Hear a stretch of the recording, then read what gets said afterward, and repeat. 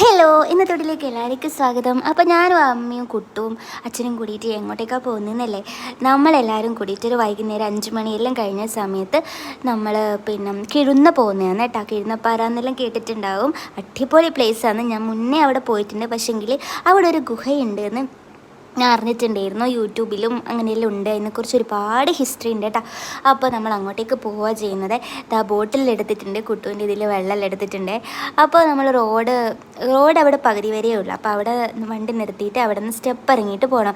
പിന്നെ അത് അവിടേക്ക് പോകേണ്ട ഒരുപാട് അവിടത്തേക്കുള്ള ഭക്തജനങ്ങൾ ശ്രദ്ധിക്കുന്നുണ്ട്. ഒരുപാട് എഴുതി വെച്ചിട്ടുണ്ട്. അവിടെ ദക്ഷിണ നിക്ഷേപിക്കാൻ പാടില്ല, പിന്നെ അശുദ്ധിയായവർ കയറാൻ പാടില്ല, സ്ത്രീകൾ ഗുഹേൻ്റെ ഉള്ളിൽ പ്രവേശിക്കാൻ പാടില്ല എന്നൊക്കെ എഴുതി വെച്ചിട്ടുണ്ട് കേട്ടോ. ഇത് സത്യത്തിലൊരു ഗുഹയാണ് കേട്ടോ. അതിൻ്റെ ഉള്ളിൽ നിന്ന് നോക്കിയാൽ മുകളിലോട്ട് കാണാൻ വേണ്ടിയിട്ട് പറ്റും. വൈകുന്നേരം രാവിലെ അങ്ങനെ സമയത്ത് അനുസരിച്ചിട്ട് ഒരുപാട് ആൾക്കാർ ഇങ്ങോട്ടേക്ക് വരുന്നുണ്ട് കേട്ടോ. പ്രത്യേകിച്ച് ഇവിടെ എന്താണെന്ന് വെച്ചാൽ ഇവിടെ വന്നിട്ട് വിളക്ക് വെക്കുക. നമ്മൾ വേണമെങ്കിൽ നമ്മളൊരു വിളക്ക് മേടിച്ചിട്ട് വരിക, അല്ലെങ്കിൽ അവിടെയുള്ള വിളക്ക് തന്നെ തുടച്ചിട്ട് വിളക്ക് വെക്കുക. എന്നിട്ട് നമ്മുടെ മനസ്സിൽ എന്താണോ ആഗ്രഹം അത് നമ്മൾ തുറന്ന് പറയുക. യോഗീശ്വരൻ അത് നമുക്ക് നടത്തി തരുമെന്നാണ് കേട്ടോ. അപ്പോൾ 2000 വർഷം പഴക്കമുള്ളൊരു ഗുഹയാണ് കേട്ടോ ഇത്. നമ്മുടെ മഹർഷി തപസ്സിരുന്നിട്ട് ഒരുപാട് വർഷം തപസ്സിരുന്ന ഗുഹയാണെന്നാണ് പറയുന്നത്.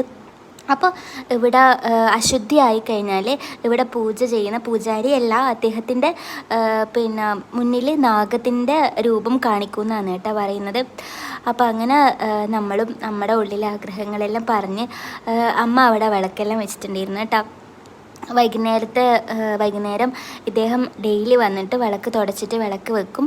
പിന്നെ അവിടെ ഭണ്ണാരെന്ന് പറയുന്ന ഇതില്ല, കാരണം മുന്നേ ഉണ്ടായിട്ടുണ്ടായിരുന്നു. പക്ഷേങ്കിൽ 2 ദിവസം കൊണ്ട് തന്നെ ആ ഭണ്ണാരം ഫുള്ളായി എന്നാണ് പറയുന്നത് കേട്ടത്.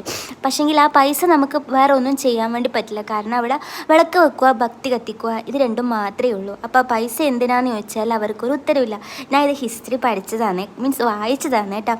അപ്പോൾ അങ്ങനെ ഇരിക്കുകയാണ് ഭണ്ണാര അവിടെ നിന്ന് എടുത്തു മാറ്റി. അപ്പോൾ ഇവിടെ ജാതി മത ഭേദമന്യേ സത്യം പറഞ്ഞാൽ ഇങ്ങോട്ടേക്ക് വന്നിട്ട് തൊഴാൻ പറ്റും. ക്രിസ്ത്യൻ എന്നില്ല, മുസ്ലിംസ് എന്നില്ല, ആർക്കും ഇല്ല കേട്ടോ, എല്ലാവർക്കും വരാം.